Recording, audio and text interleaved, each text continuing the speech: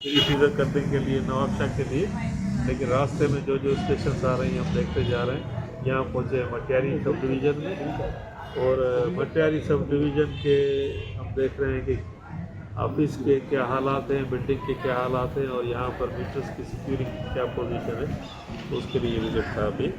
आज तारीख है 29 नवंबर 2025। Thank you.